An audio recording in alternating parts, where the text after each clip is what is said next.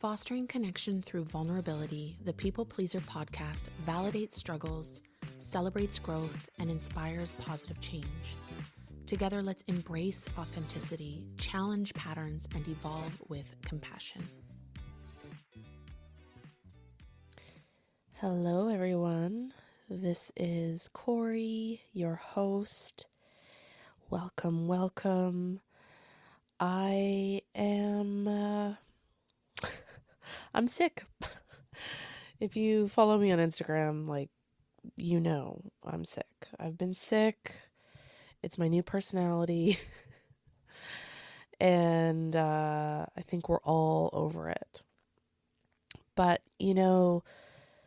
there have been some blessings in this sickness. One is that I've been alone in my thoughts, which hasn't always necessarily been a good thing. It's gotten a little wild up in here. But it has given me some opportunities for self-reflection. And this podcast, I will tell you, it is always on my mind. I am very much in a motivated, driven state of mind with it, and that I think is really good, but it's also led to a bit of an existential crisis where it's like all I think about, and I think that is just how I run. I think that my passions run really high, and it's usually a really good thing. What I have been known to do is kind of crash and burn. So the pace at which I run or the intensity that I operate from isn't always sustainable. But this is an example of a time where I am very aware of my tendencies, and I'm actively working to find a sustainable pace. And that kind of brings me to what I want to chat about today. And I'm going to do something that might be a little bit cringe. And so I'm just going to really preface by saying I know it's a little cringe. I was, and still am to an extent, a journaler and a blogger. I love writing as just a way of processing my feelings, getting clarity on my thoughts, and oftentimes it's just like a clearing. It just has to kind of flow through me for me to be able to move forward or take the next step. And I found myself today, I was homesick from work, and as you can hear, I'm just not healthy per se, but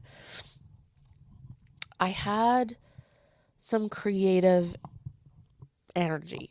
I had thoughts, I had feelings that needed to flow through me, and so I wrote them down. And as I was writing, I realized that this is maybe something that I touched on very briefly in my first or second episode, but it's a really good opportunity to bring it back. And so for this minisode, I just want to read you what I wrote.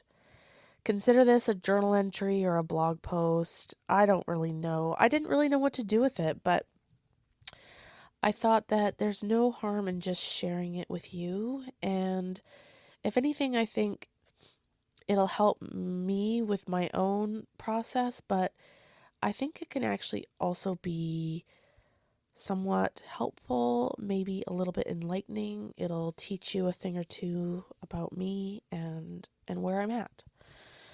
So that is way more preamble than necessary. So we're just gonna dig in.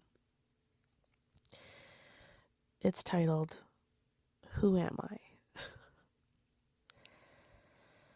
It's becoming increasingly difficult to stay connected to who I am as an individual when there is no shortage of things to compare myself to.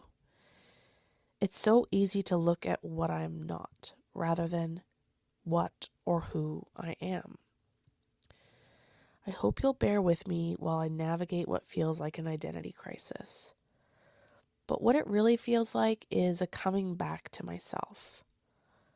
Let's strip it back. For so long, I've created my identity around the types of jobs I've done. From a really young age, I knew I wanted to be of service. I looked up to my after-school care leaders and summer camp counselors. Early on, right out of high school, I was coaching basketball. I was a big sister for big brothers and big sisters. And every job that followed was in some sort of helping role. In this line of work, it's so easy to get swept up in the praise. I would hear, "Oh, this is such selfless work," and "You're so good with people," and "There's such a need for people like you." And honestly, these words carried me a long way. I got my degree in child and youth care, and I continue to immerse myself in helping roles.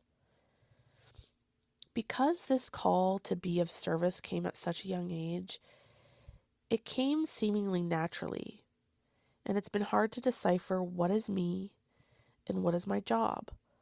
I never felt like I was putting on my work hat and taking off my Corie hat. They were all the same hats. I don't feel that this is necessarily bad. In fact, I know that throughout all of this, I was being authentically me, no matter the circumstance or environment. However, I have been going through the confusing process of untangling my own self from my job and who I am professionally. That, exclamation point, exclamation point, exclamation point, is why this podcast is so important to me. It's been my first step, my first pivot towards doing what I do best, but for myself. I've had a ton of insecurity around how to advance my career beyond my current resume of experience. I feel all kinds of energy that is queuing me up for change. However, my lack of confidence comes from the belief that, and this is what we've also been taught, new opportunities, career pivots, changing roles, etc., relies on formal education or training. I've become nearly debilitated in my thinking, believing that in order to choose a path that truly feels aligned for me, I need to succumb to financial debt or start at the bottom somewhere and begin the slow climb in a completely new industry. This podcast, however, has been an opportunity for me to work with what I know, work with subject matter I'm passionate about, but on a platform that has a totally different feel. The difference between the work I do in my career as a youth mental health counselor and the work I do on the People Pleaser podcasts are completely aligned in values. However, I walk away with very different feelings. I feel very privileged to have the jobs that I've had and currently have. I've worked with vulnerable populations. I've been brought into families in very challenging times. I've been trusted with so much. I've honed in on really important skills. I've met so many amazing mentors and teachers. I am, however, reaching a place of personal awareness where I know that there are certain aspects of fulfillment that are missing. I'm learning that I crave flexibility and autonomy, that at my core I am a creative, that my downtime and self-care are hugely important, that I need and deserve financial stability, that I want to help those who want help, and that I want to approach my work not necessarily as an expert, but as a friend on the journey. Where am I going with this podcast? Right now, the most important thing to me is showing up consistently. I want to weather the storms. I want to have that small following with minimal engagement. I want the beginnings. Seriously, this is such a valuable process for me. I want to show myself that I'm truly doing this for the right reasons.